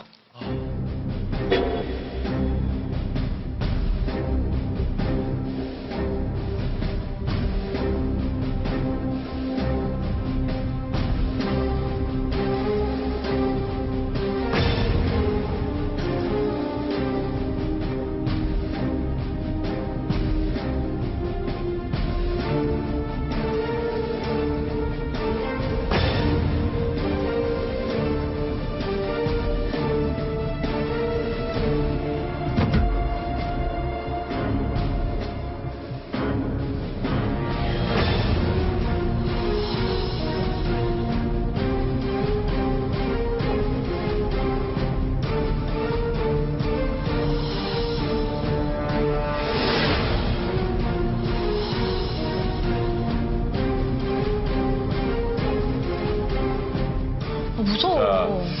지금 뭐, 이 초소가 좀 더 촘촘해지고, 전기가 그렇게 부족가 되면서 주민들 감시하려고 지금 뭐 전기적 희망을 어마어마한 길이로 지금 또 준비를 했다고 그래요. 근데 저런 거 준비할 시간에 그냥 잘 해주면 안 올 텐데. 네. 강민도 교수님, 지금 최근의 모습인데 어떻습니까? 지금? 초소 촘촘하게 있던 데가 바로 해산시 바로 앞에 그 동뚝에 있는 초소인데요. 한 50m 하나씩 정도의 초소막이 다 있습니다. 그러니까 뭐 넘을 수가 없습니다, 지금. 그래서 요새는 지금 압록강 하류 쪽이 지금 또 탈북 루트로 바뀌었습니다. 두만강 쪽은 너무 삼엄하고 잠복 근무도 많이 서고 단속을 강화하다 보니까 그리고 그쪽에는 철조망이 없습니다, 거기는. 압록강 하류 쪽으로 내려오면 철조망이 없고 강폭은 길기 때문에, 넓기 때문에. 근데 대신 겨울에 지금이 상당히 유리한 거죠. 순찰도 잘 할 수가 없고. 사람의 몸에 날개가 돋는다면 아마 하늘도 막겠다고 할 게 북한 정권인가 아닌가 싶어요. 네. 북한이 지금 그 국경을 강화하는 거는 두 가지 원인이 있습니다. 우선 북한 주민들이 탈북하는 거를 막게 한 방법도 있고 다른 하나는 지금 북한 주민들이 중국 지역에서 범죄를 저지르기 때문에 중국 정부가 강하게 압박을 가하거든요. 그래서 중국은 자기네는 그 철조망을 치는 겁니다, 계속. 북한은 심지어 이제 뭐 카메라 설치도 하고 정말 그 탈북 루트에는 지뢰도 설치한다는 그런 얘기가 나오고 있어요, 현재. 탈북 루트는 더 이제 봉쇄가 되고 있는 거죠. 일단 자연이잖아요. 그 두 강의 그냥 아름다운 모습만 일단은 먼저 놓고 봤을 때는 실제로 보면 어디가 더 멋있을까요? 압록강. 왜요? 저는 일단 거기서 넘어왔는데 보게 되면 꼿꼿한 나무가 엄청 많아요, 그게. 그리고 진짜 멋있고 중간 한복판에 이렇게 섬 아닌 섬 작은 이런 데 있는데 나무가 이렇게 서 있는데 너무 멋있었어요. 압록강 주변에는 그 옆에 나무들이 쫙 있어요. 예. 근데 그 나무는 다들 있는 데 아니라 있는 지역이 있어요. 저희 회사는 이제 나무가 쫙 있는데 저 옆에 모래밭이에요. 사람들이 여름에는 거기 가서 휴가를 많이 보내거든요. 모래밭 그 나무 밑에다가 돗자리 깔고 거기서 이제 불고기라고 고기도 구워 먹고 거기서 음악을 꽝꽝 틀고 놀 수도 있고 진짜 제가 봤을 때는 저희 압록강이다. 예. 좀 무조건 두만강이에요. 네. 예쁘고 안 예쁘고를 떠나서 그냥 무조건 두만강이에요. 왜냐면 내 고향이니까. 부산에 취업도 하고 저기서 어죽도 써먹고. 그래, 저번에 어죽 먹었다는 얘기 했어요, 네. 제가 두만강에서. 두만강이요. 차이가 있다면 압록강은 정말 진짜 바다 같고 좀 그렇잖아요. 근데 두만강 같은 경우는 그 사람의 사는 그 사람 사는 냄새를 맡을 수 있는 곳이에요. 바위돌이 정말 많아가지고요. 거기 위에서 하나같이 다 빨래질을 하고 막 이런 모습들을 볼 수 있고 그 모습이 더 오히려 좀 정답게 이렇게. 네, 그 안 돼요. 왜냐면 철조망으로 다 이렇게 막아놨기 때문에 저도 예전에 사실은 두만강으로 오려고 했는데 이제 철조망 막아놔서 갈 수가 없고 빨래도 하기 힘들어요. 이제 두만강. 예, 제가 봤을 때 저도 두만강이라고 생각하는데 제가 봤을 때 이게 두만강에다 압록강에다 주장하는 게 자기가 어렸을 때 어떤 강에 더 애착이고 이런 거에 따라 좀 그치. 다른 것 같아요. 근데 저도 이제 두만강이 고향이다 보니까 두만강을 좋아하는 이유가 수양보들이 되게 우거지고 약간 그 나무가 다른데 저는 그게 왜 좋으냐면 두만강 같은 경우에는 이게 강 따라 또 그 두만강만의 특색이 있어요. 그러다 보니까 저는 두만강이 더 좋은 것 같긴 해요. 두만강이 제일 좋은 게 물이 맑다는 게 제일 좋은 거고요. 그리고 두 번째 좋은 거는 햇볕 쨍쨍 비치는 날에 내리다 보잖아요, 두만강을. 그러면은 햇볕 쨍쨍 비치는 빛과 함께 물고기들이 이렇게 펑펑 튀어놀아요. 그것들이 멀리서 이렇게 보면 다 보이거든요. 그리고 돌들이 있으면은 돌을 살짝만 움직이면 가재들이 막 기어다니고, 그리고 반두 가지고 가서 한 30분만 고기 잡잖아요. 그러면 내 식구 오죽 써서 한 끼 정말 배부르게 먹어요. 아니, 지금 이제 압록강, 두만강 얘기를 하는데, 우리 대한민국에 압록강, 두만강 붙는 요 사이에 물이 전혀 없는 지역이 있습니다. 그게 북한의 백두산 초소가 있는데, 거기는 지금 중국 초소, 북한 초소 사이에 자동차가 그냥 다닙니다. 물이 없어요. 압록강은 이제 지대적으로 그 사람 사는 동네가 뭐 자강도 만포나 그 수풍발전소, 신의주 단동 이런 걸 내놓고서는 밀집적이 없고요. 거긴 철도가 발달이 안 돼 있습니다. 산이 깊거든요. 반면에 두만강 쪽에는 뭐 무산, 해룡, 원성 이런 이제 도시들이 많이 형성돼 있기 때문에 그 어려워지면서 그 도시 지역 사람들이 탈북하기에 유리했고, 근데 두만강이 지금 문제는 뭔가 하면 그 무산강산 때문에 상당히 오염돼 있습니다. 돌가루로 이게. 반면에 압록강 쪽에는 양식을 많이 합니다. 지금 우리 한국으로 들어오는 이제 민물 그 생선도 그 압록강 지역에서 많이 키우거든요. 그러니까 물이 맑죠, 거기가. 예, 예. 여러분 한 가지 물어볼게요. 압록강을 대표하는 노래, 두만강을 대표하는 노래가 있겠습니까? 압록강 이철리. 해보세요. 없어 이거. 있어요. 기억이 안 나서. 갑자기 멜로디가 갑자기 생각이 안 나. 백성강도 노래가 있는데. 폴리 노래가 유명한 민요거든요. 네, 근데 지금 네, 백두산의 나무로구나 청년이나 자라 이산조산 백두산의 나무로구나 천년이나 자라. 이칼나무 나무는 때를 지었어. 이산저산 돌고 돌아 몇 번. 꼬리 같아. 해온나 이런 노래. 중국 노래인 줄 알았어. 압록강의 푸른 물아 조두산소나 이내 몸이. 자, 그럼 두만강. 우리도 있죠. 두만강 푸른 물에 노는 중국에서 부른대요. 진짜요? 북한에서 이 노래 다 알죠? 네, 알아요. 시작.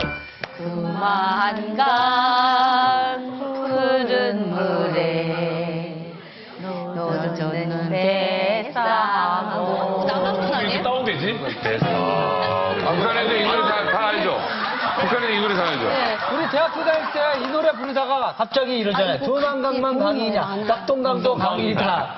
낙동강 강바람에 아침폭을 스치며.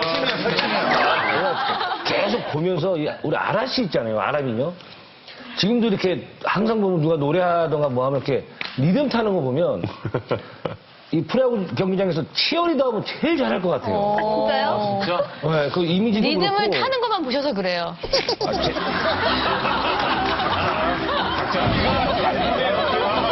카라 노래 뭐였죠? 카라 노래? 그 정도 아니래. 노래 한번 들려주세요, 노래. 미스터. 나나나나나나나나나 거기 아, 봤지? 봤죠, 이제? 봤지? 어때요? 체리들 괜찮겠어요? 관중 못 어긴데.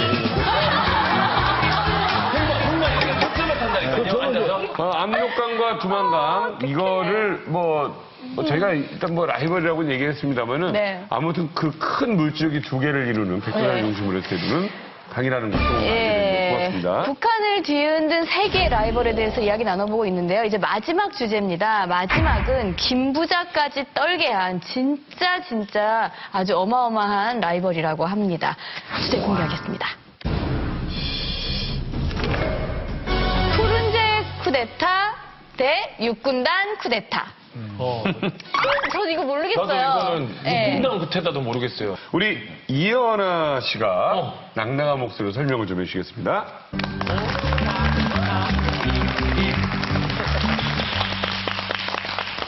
천하의 김부자를 오돌오돌 떨게 만든 북한의 두 쿠데타 사건에 대해 지금부터 세세히 알려드리겠습니다. 비상 상황 발생. 김일성 후보의 수령님의 배려 아래 소련의 군사교육기관인 푸른제이로 보내진 군사유학생들이 작당 모의를 했다. 1992년 이들이 세운 계획은 자유민주주의 국가를 세우자는 것, 김일성, 김정일 동지를 암살하려는 것. 그러나 곧 이들은 보위국의 염탐에 의해 전원 적발됐습니다. 이에 북조선 당국은 군사유학생 출신 군관들 200여 명을 총살, 그 부모들의 직위까지 뺏고 평양에서 추방하며 사건을 마무리했습니다. 비상 상황이 또 발생했다. 이번엔 평양은 물론 김정일 최고 사령관 동지까지 위험하다. 1996년 함경북도 정진의 육군단이 김정일 동지를 끌어내리겠다며 작당 모의를 했다. 당국에 의해 곧 발각된 이들의 계획은 이러했습니다. 남조선 군대와 미제군을 끌어들여 평양을 침입하는 것, 김정일 사령관 동지를 유인해 암살하는 것. 이에 당국은 육군단과 관련된 수백 명의 군관들을 체포 및 처형, 핵심 반동문자들의 가족은 정치범 수용소로 보냈으며 친족과 사돈의 육촌까지 처벌했습니다. 북한을 뒤흔들어 김부사를 떨게 만들었던 두 가지 쿠데타 사건 잘 들으셨습니까? 지금까지 리만갑 대표 방송은 리연아였습니다.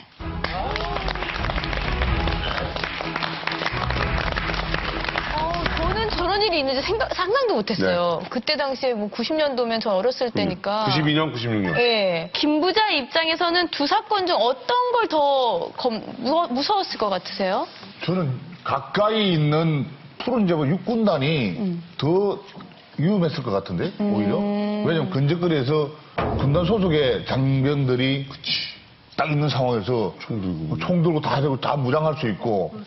근데 푸른 제는 어떤 소련과 같은 유학생들에 의해서 뭐 모의를 한 거잖아요. 실제로 군대가 더 무섭죠. 그래요. 강문대 교수님. 푸른제 군사대학 출신들이 다 인민무력부를 장악하고 있었습니다. 김봉률 대장, 총참모장에 있던 김봉률이, 안정호 부총참모장, 이게 다 푸른제 군사대학 출신들이거든요. 사단장, 군단장, 고반장, 장군들은 다 푸른제 군사대학 출신들이 상당히 많았거든요. 이 사람들이 왜 쿠데타를 일으키려고 했냐면 이제 소련이 붕괴돼서 91년도 붕괴돼가지고 자유민주주의국가로 바뀌니까 위협을 느낀 거죠. 이제 우리 다 제거할 거다.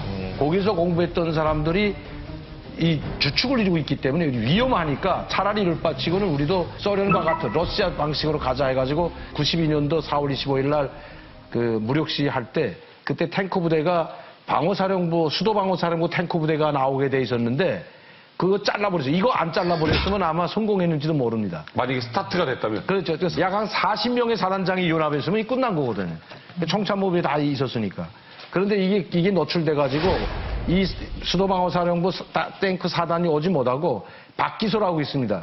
백공호 탱크 사단이라고 아마 많이 들어봤을 거예요. 그 탱크 사단이 올라왔거든요. 유경수 탱크 사단이라는 박기소가 그 탱크 지도부 국장이었는데 김일성의 사촌 동생이에요, 박기소는. 그 탱크 부대가 교체했죠. 이거 뭐인가 좀 있다는 거 눈치채가지고 교체되는 바람에 성공 못하고 다 잡혔는데 거기서 살아남은 사람이 딱 두 사람밖에 없어요. 항일투사 아들 김좌욕이라는 항일투사 아들 그 장군 하나하고 저희 친척 되는 형님이 거기에 가담했다가 체포됐다가 둘 살았습니다. 나머지는 다 숙청당한 거죠. 그러면 진짜 200명이 처형을 당할 정도의 싹 다 쓸어버렸죠. 그건 뭐 그 김봉률 대장, 안정호 부총장, 상장, 중장 몽땅 다 처형해버렸어요. 정말 처형을 당합니까? 네, 다 처형했어요. 다 죽여버렸어요. 공개 처형합니까? 아니죠. 공개 처형 안 하죠. 그건 어디서 보이사령부 사실이 알려지면 네, 보이사령부에서 체포해가지고 보이사령부 내 사용장이 있습니다. 보이사령부, 보이국 안대. 거기서 몽땅 다 죽인. 아니 그럼 이런 쿠데타 사건이 있었는지는 북한 주민들은 모르겠네요? 일반 주민들은 모르지만 잘 몰랐죠. 웬만한 엘리트 계층은 다 압니다. 이게. 그러니까 이게 공개적으로 알리면 안 되는 게 당시 또 상황이 이제 고난의 행군 전후 시기잖아요. 92년, 96년이잖아요. 두 사건이. 자, 그러다 보니까 원래 이미 배급을 안 줘가 주민들이 좀 동요하고 약간 민심이 흉흉한데 이런 쿠데타 사건이 딱 공개적으로 공개가 되면은 이게 민심이 더 흉흉해가지고 국가 전망에 어떤 위기가 닥치니까 이걸 아예 철저하게 비밀리에 하다 보니까 그 공개 처형도 다 비밀리에 한 거죠. 그러니까 네. 일반 주민들은 사실 알기가 쉽지는 않은 정도예요.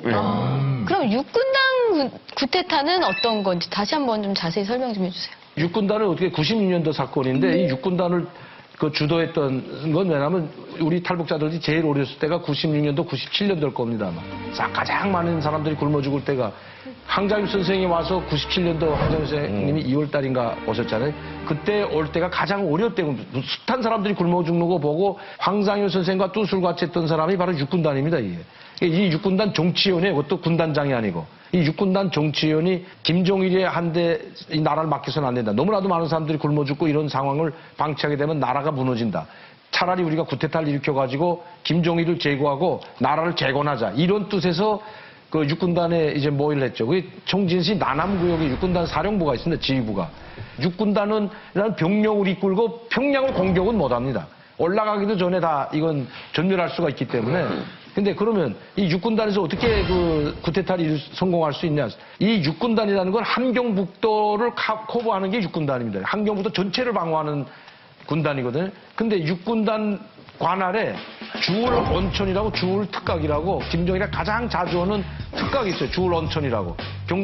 지금은 이제 경성이라고 하는데 그 주울 온천에 김정일이가 오게 되면 제거할 수가 있거든요. 그땐 육군단을 동원시켜서 제거하고 이제 구테타를 일으키려고 했는데 그것도 이제 사전에 발각돼가지고 이게 너무 광범위하다 보니까 사전에 발각돼가지고 육군단 자체를 해산해버렸습니다. 주모자들은 몽땅 처형을 하고 육군단 자체를 해산해버렸습니다. 그래서 육군단이라는 명칭이 아예 없어져 버렸습니다. 북한 내에서.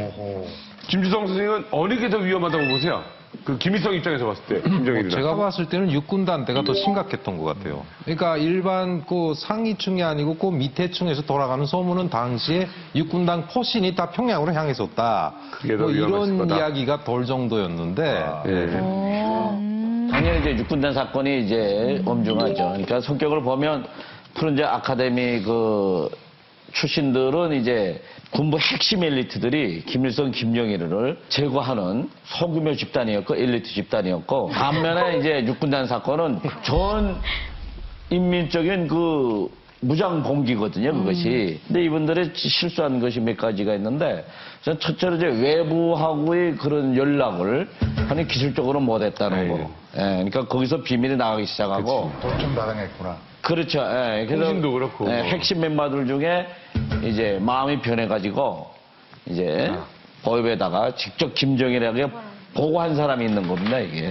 거기서 이제 실패를 한 보고한 거죠. 사람이 아이러니하게도 같이 모의를 하려고 했던 김용춘이라는 육군단 사령관입니다.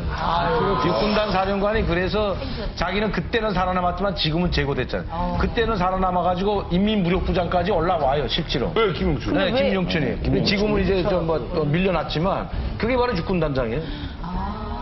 강병 선생님은 어느 게 더 위험하다고 보십니까? 저는 푸른제군사대학 때가 더 위험했다고 보죠. 왜냐하면 총참모부를 총체를 다 장악했던 거니까. 인민무력부 전체가 그 사람들이 장악하고 있었기 때문에. 그리고 사단도 그 평양 시내에 있는 사단도 있고 외곽 사단도 있고 외곽 군단 사단장 이게 한 장군 40명이 합했기 때문에. 아, 그때 그러니까 육군단보다 학생들이 한 게 아니고 북한에 평양을 와서 장악할 수 있는데 평양을 장악하고 이걸 또 누가 지원하게 됐냐면 러시아가 지원해 주려고 했던 겁니다. 이게. 또 이 사람들은 다 이미 러시아하고 다 결탁돼 있던 사람들이었어요. 지금 김정은 시대가 어디까지 갈까 이게 세계적인 관심이에요. 혹시 내부에서 구테타가 일어날 확률이 더 높지 않을까? 일어난다면 어느 쪽에서 언제쯤 일어날까? 이게 가능성이 있나요? 가능성이 있다고 봅니다. 왜냐하면 그 김일성이 그렇게 탄탄한 김일성이가 살아있을 때도 구테타를 일으키려고 했고 또 김종일이가 있을 때도 육군단이라는 그 군단 한 개 집단군이 구테타를 일으키려고 했고 그런데 하물며 김정은이와 같은 아주 어린 사람이 정권을 잡고 있는데 자기 고모부까지 처형했잖아요. 많은 사람들을 숙청했습니다 지금. 그렇기 때문에 이제는 김정은이 축군이라고 하는 최고위층에 있는 사람들이 함부로 당하진 않는다는 겁니다 이제는. 그래서 구테타가 일어날 수 있는 가능성도 있다는 겁니다. 김수석 선생님은 예. 뭐 제가 생각할 때는 그 옛말에 그런 게 있죠. 탄개도 너무 틀면은 끊겨요. 그러니까 지금 김정은이 같은 거는 이게 극단적으로 나타난 것이 그 장송들인데 나만 그러면 빅스타들 갖다가 뭐 수영장에다 집어넣고 바다에 집어넣고 비행기 태우고 별짓을 다 하고 있어요. 그러니까 이게 아무리 생각해 사람이 이게 생각을 해봐도 거기 언젠가 이게 악감으로 변할 때는 있거든요. 그러니까 그런 것들이 언젠가 행동으로 옮겨진다. 그 사람이 안 되면 그 사람 자식이라도 되지 않나. 이렇게 놓고 볼 때 가능성이 크다고 봅니다. 이게 좀 어려운 얘기였습니다. 지금 사실은 뭐 우리가 흔히 알고 있는 사건이 아니라서 푸른제 쿠데타 그리고 육군당 쿠데타 얘기했는데 이거는 아라 씨가 좀 정리를 마지막으로 해주셨으면 좋겠네요. 쿠데타가 지금 이제 어떻게 실패한 쿠데타라고 봐야 됩니까? 아니면 그 존재 자체라도 의미가 있을까요? 죄송해요. 저 하나도 못 알아들었어요.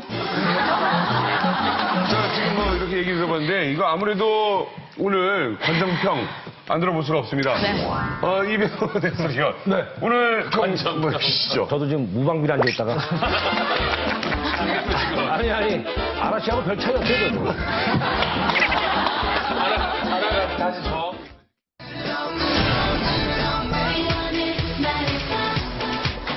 미치게 만드는 거예요. 그래서 막 숨을 쓰게 되는데. 나만 노래 부르고 드라마 보고 감격해가지고 눈물도 흘리고 막. 어쩌면 그렇게 멋있는지 하늘에서 내려온 사람 같은 맞아. 김영철 씨도 하늘에서 내려왔어. 북한군 같다는 같이 하늘에서 내려왔는데 착지를 잘못해가지고. 저 푸른 초원 위에 그림 같은 집을 짓고 네. 안 웃긴 사람 너무 천천히부터 지금 개빵이요. 저 푸른 초원 위에 그림 같은 집을 짓고